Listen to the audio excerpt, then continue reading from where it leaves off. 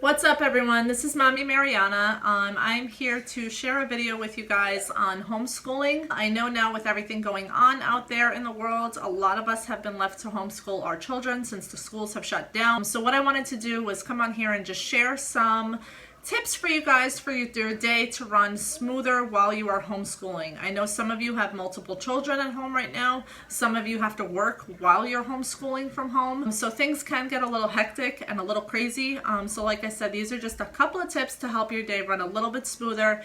Make sure to stick around to watch all of the tips. If you have any tips for anyone, just make sure you comment right down below and just let people know what tips you have, so this way everybody can be helped right now, because I'm sure there are families that are very new to this, that may be struggling, and that may be having trouble balancing their time and energy and all that just because they're not used to it.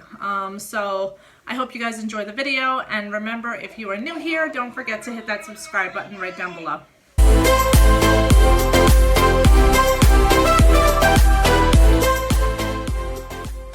Okay, so let's get right into it.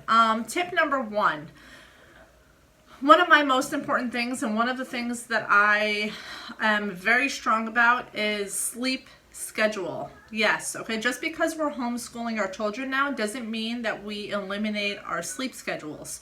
Okay, children thrive off of routine, and if we deviate from the routine, they're going to have trouble concentrating. So what I'm doing, I'm considering our homeschooling, okay, which is new to us, I'm considering it real school. So Monday through Friday is still a school day. It doesn't mean that you are allowed to stay up and watch TV till all hours of the night or play till whatever.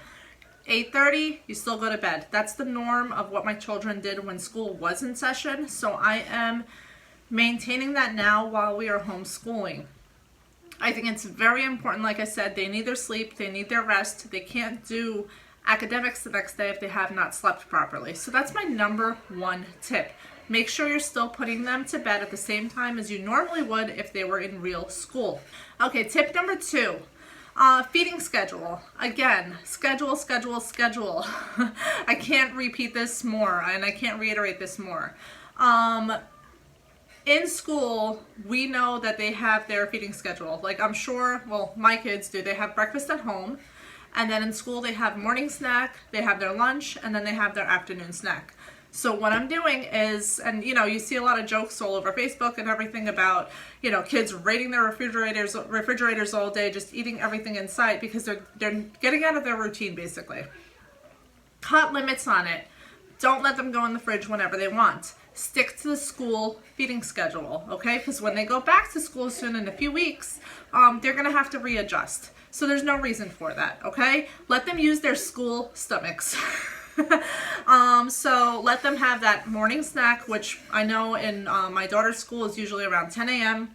Around 12 o'clock, let them have lunch, and then around 2, 3 o'clock, if they do stay for after hours, let them have that afternoon snack, and then later when they come home after 5 p.m., have dinner, or whatever your norm is. That's the norm for me because I usually work from 9 to 5, so I pick up my child 5 o'clock from aftercare, and then we come home and dinner after that. If your norm is different when school is in session, make sure you follow the same norm. Okay, so tip number three, choosing a location where to homeschool in your house.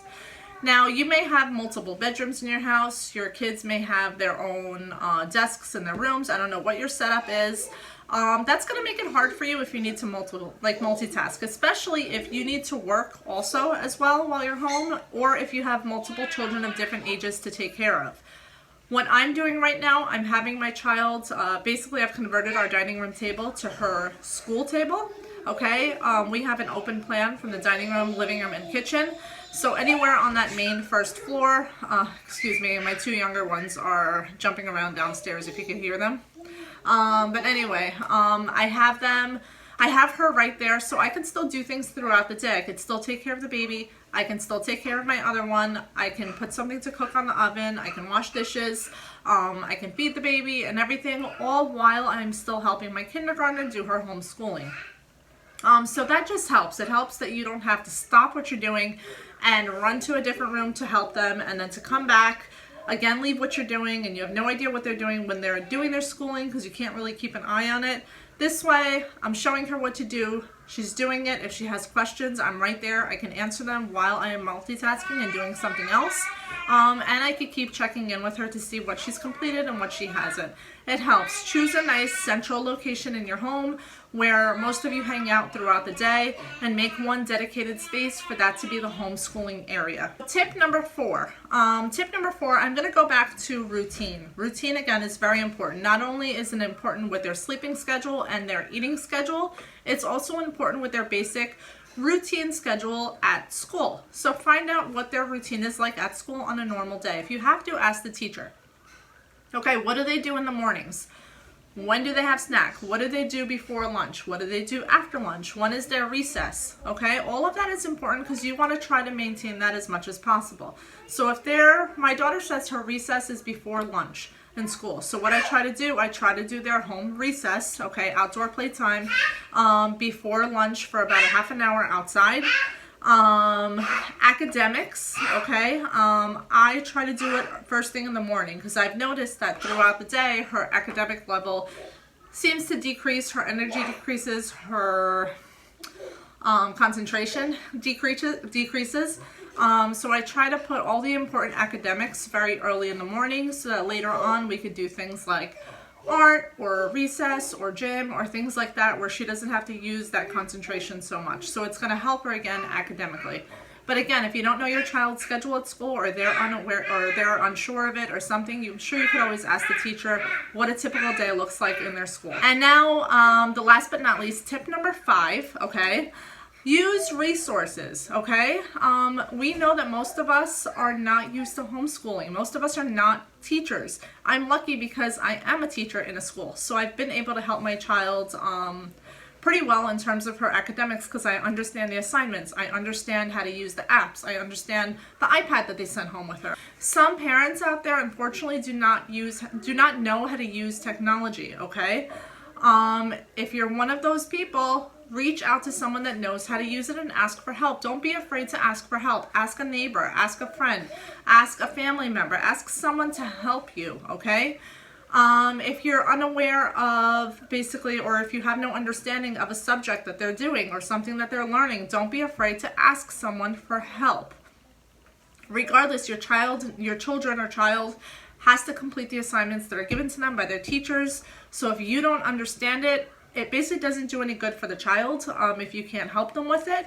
Don't be afraid to ask a neighbor or something, hey, do you understand geometry? Or do you understand history? Because I'm really bad at it.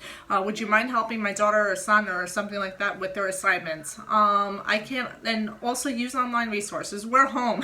You have the entire internet to use. If you don't understand something, you can look it up. Use it for your advantage. There's so many educational resources out there right now. And if you don't know how to use the internet or you don't know how to look something up, have someone do it for you. So again, I'm going to reiterate everything that I said. You're going to maintain sleep schedule for the kids. You're going to maintain their normal feeding schedule. Don't let them deviate from that and go in the fridge and in your pantry every single 5 minutes and say they're hungry. Keep a centralized work location. Try to follow the entire school routine, including things like recess and health and art and things like that. And then last but not least, use your resources. So I hope this video has helped you. Please share it with some friends that you think might need it. Again, a lot of us are new to this. I don't know how long this new norm is going to last for, unfortunately. But like I said, use your resources. I'll probably try to post some more videos up too, which can be helpful for you guys. Make sure you are subscribed. And that's about it for now. So I will see you guys in the next video. Bye.